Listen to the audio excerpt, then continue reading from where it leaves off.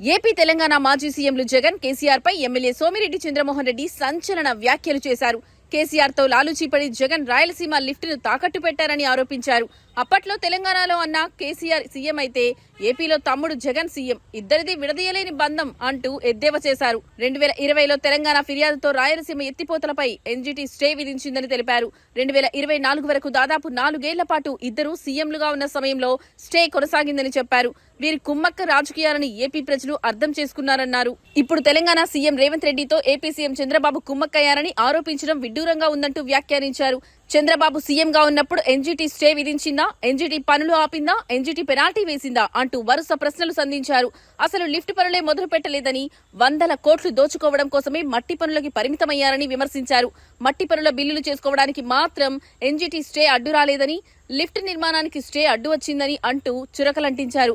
ఇంత బహిరంగంగా రాయలసీమను కేసీఆర్ కు తాకట్టు పెట్టిన జగన్ సినిమా కథలను ప్రజలు నమ్మారన్నారు. ప్రజలంతా అర్థం చేసుకున్నారని, వైసీపీ నేతల నోళ్లు అదుపులో పెట్టుకోవాలని ఎమ్మెల్యే సోమిరెడ్డి హెచ్చరించారు.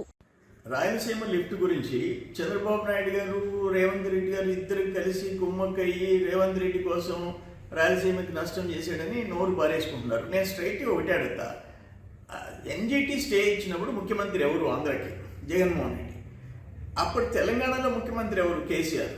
మీరిద్దరు సొంత అన్నదమ్ముళ్ళు, రక్తం ఇద్దరిది ఒకటే. అటువంటిప్పుడు 4 ఏళ్ళు కేసీఆర్తో లాలూచి పడి ఎన్జీటీ స్టే వేకేట్ చేయించకుండా, ఆ వర్క్ కంటిన్యూ చేయకుండా రాయలసీమ లిఫ్ట్ని మూలబెట్టింది ఎవరో అని అడుగుతుండా? కేసీఆర్, జగన్మోహన్ రెడ్డి లాలూచి పడి అని స్ట్రైట్గా అడుగుతుండా? ఇది మీ టైంలో చేసిన పాపాలని ఈరోజు మాకు వంటగట్టేదానికి ఎట్టి ప్రయత్నం చేస్తాం? రాయలసీమ పేరెత్తే అర్హత లేదు. ఇంకైనా నోరు మూసుకొని గమ్ము కూర్చోండి. వాస్తవాలు ప్రజల్లోకి వెళ్ళిపోయినాయి. నోరు పారేసుకోబోకండి.